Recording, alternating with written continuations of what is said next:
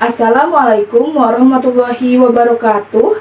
Perkenalkan, nama saya Firda Rahmayanti, NIM saya 2120023, kelas saya 213B11, program studi saya Administrasi Perkantoran, kampus saya Universitas Bina Sarana Informatika Kampus Jatiwaringin.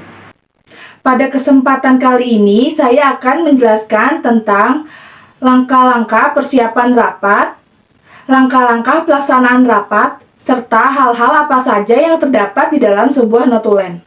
Dan saya akan menjelaskan isi dari notulen yang sudah saya buat. Saksikanlah video saya berikut ini. Langkah-langkah persiapan rapat. Berikut ini adalah beberapa hal yang harus dilakukan dalam kaitannya dengan persiapan penyelenggaraan rapat, antara lain yaitu 1. Membuat surat undangan rapat.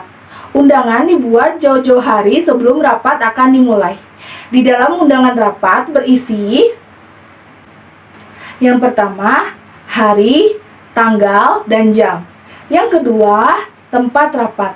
Yang ketiga, acara rapat atau bahan atau materi yang akan dibahas di dalam rapat. Yang kedua, persiapan ruangan rapat. Salah satu hal yang sangat besar pengaruhnya terhadap keberhasilan rapat adalah pengaturan tata ruang rapat yang baik. Tata ruang rapat harus disesuaikan dengan jumlah peserta dan maksud rapat. Penataan ruang rapat akan menjadi perhatian sekretaris dalam rangka persiapan rapat. Yang ketiga, alat-alat tulis. Dalam rapat yang cukup besar, perlengkapan alat tulis sangatlah penting. Alat tulis yang diperlukan pada saat rapat diantaranya yaitu yang pertama, map beserta isinya yakni kertas HVS, jadwal rapat, dokumen-dokumen yang berkaitan dengan masalah yang akan dibahas untuk dibaca para peserta, dan lain sebagainya. Yang kedua, pensil, ballpoint, penghapus, dan lain sebagainya. Dan yang ketiga, komputer atau laptop. Yang keempat, perlengkapan rapat. Selain itu, sound system, overhead, proyektor atau slide, video, tape recorder, dan whiteboard. Alat-alat tersebut sangat membantu dalam keberhasilan rapat. Agar rapat bisa berjalan lancar, pastikan peralatan-peralatan tersebut telah siap digunakan sebelum rapat berlangsung. Yang kelima, akomodasi.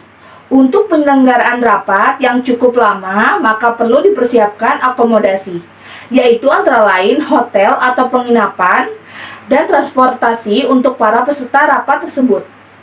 Selanjutnya yang keenam ada konsumsi atau snack. Hidangan makanan dan minuman seperti makanan ringan atau snack-snack, kopi, air putih pada saat peserta datang akan menimbulkan kesan penyambutan yang baik terhadap peserta rapat. Pelayanan dan penyajian minuman dan makanan ada baiknya memperhatikan keberhasilan agar tidak mengganggu jalannya rapat tersebut. Selanjutnya yang ketujuh ada kesehatan. Penyelenggaraan rapat yang cukup lama perlu disediakan ruangan kesehatan. Hal ini untuk mencegah terhambatnya pelaksanaan rapat akibat adanya peserta yang sakit. Maka selain itu faktor kesehatan peserta rapat juga perlu diperhatikan. Langkah-langkah dalam pelaksanaan rapat. Selanjutnya, saya akan menjelaskan tentang pelaksanaan rapat. Pelaksanaan rapat tergantung seluruh pihak yang berkepentingan pada rapat itu sendiri. Langkah-langkah pelaksanaan rapat terbagi menjadi 3. Yang pertama adalah opening atau pembukaan rapat. Yang kedua adalah main meeting atau berlangsungnya rapat. Yang ketiga adalah menutup rapat atau closing. Selanjutnya, saya akan menjelaskan dari ketiga langkah pelaksanaan rapat tersebut. Yang pertama, pembukaan rapat atau opening. Di dalam melakukan opening atau pembukaan rapat diharuskan menggunakan kalimat yang singkat, jelas, dan menarik.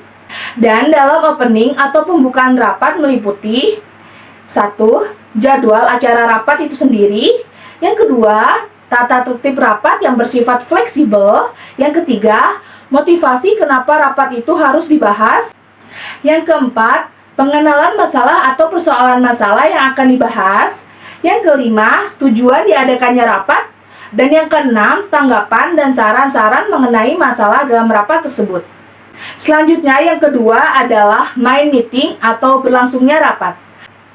Selama rapat berlangsung, pemimpin rapat harus dapat mengatur jadwalnya rapat agar tertib. Masalah yang dihadapi dalam rapat harus dapat dihadapi dan diatasi seperti terjadinya perdebatan yang berkepanjangan, adanya monopoli pembicaraan seorang peserta rapat, dan tidak konsentrasinya peserta rapat tersebut. Selama rapat berlangsung, sekretaris bertanggung jawab untuk membuat catatan rapat.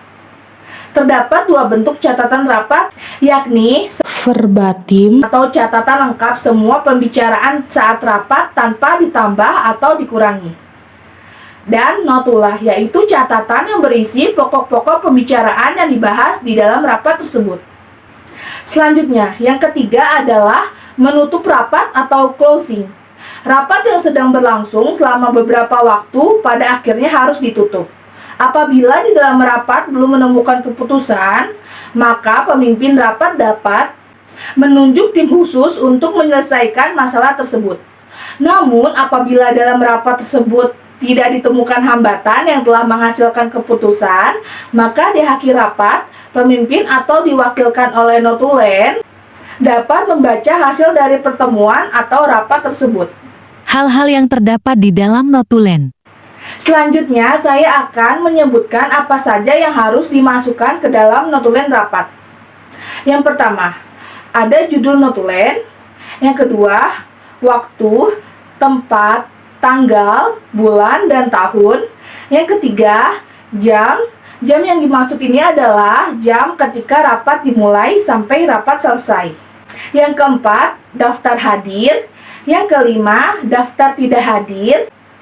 Yang keenam, acara rapat. Acara rapat ini disebutkan secara berurutan. Yang ketujuh, penutup.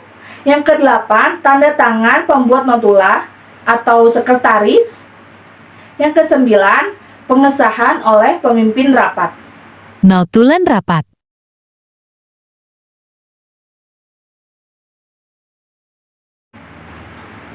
Selanjutnya, saya akan membacakan notulen yang sudah saya buat. Rapat efisiensi diberlakukannya sistem kerja WFH dan WFO PT Bakti Jaya di masa pandemi COVID-19.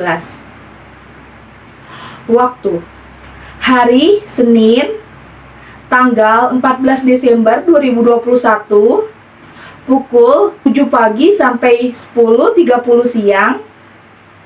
Tempat: ruang rapat PT Bakti Jaya. Perusahaan: pimpinan Bapak Nugroho SEMM, Sekretaris Firda Rahmayanti. Hadir: CEO perusahaan, sekretaris, direktur, manajer, dan karyawan. Tidak hadir, tidak ada. Acara: yang pertama ada pembukaan, yang kedua ada sambutan dari CEO PT Bakti Jaya, yang ketiga ada pembahasan dan penjelasan mengenai efisiensi diberlakukannya sistem kerja WFH dan WFO PT Bakti Jaya, yang keempat tanya jawab, yang kelima kesimpulan rapat, yang keenam penutup. Selanjutnya ada risalah pembicaraan. Acara yang pertama: 1. Rapat dibuka oleh sekretaris pada pukul 7 pagi. 2. Sekretaris membacakan peserta yang hadir dan yang tidak hadir. 3. Sekretaris membahas dan menjelaskan tentang efisiensi yang diberlakukannya sistem kerja WFH dan WFO pada PT Bakti Jaya di masa pandemi COVID-19. Selanjutnya ada tanya jawab. Yang pertama, Sita sebagai karyawan menanyakan bagaimana jadwal masuk karyawan jika diterapkannya sistem kerja WFH dan WFO. Yang kedua, Rani karyawan menanyakan apakah jika diberlakukannya sistem kerja WFH dan WFO, karyawan akan tetap mendapatkan gaji yang full atau akan diberlakukannya pemotongan gaji. Acara yang ketiga, kesimpulan rapat. Pertama, efisiensi perusahaan dilakukan dengan menerapkan sistem kerja WFH dan WFO untuk karyawan. Yang kedua, karyawan tetap mendapatkan gaji 100% dengan skema kerja WFH dan WFO. Yang ketiga, sistem jadwal masuk kerja karyawan, yaitu setiap ruangan menerapkan 50% kerja di perusahaan dan 50% kerja di rumah. Yang keempat, karyawan yang bekerja di rumah tidak mendapatkan uang makan, berbeda dengan karyawan yang bekerja di kantor. Yang kelima, tim marketing melakukan sosialisasi online, yaitu melalui Zoom Meeting atau Google Meeting. Selanjutnya, acara yang kelima, penutup.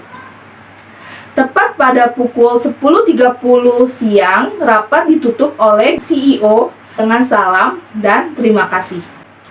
Jakarta, 14 Desember 2021, mengetahui dan mengesahkan CEO Nugroho SEMM, notulis Sekretaris Firda Rahmayanti. Sekian dari saya, kurang lebihnya mohon dimaafkan. Wassalamualaikum warahmatullahi wabarakatuh.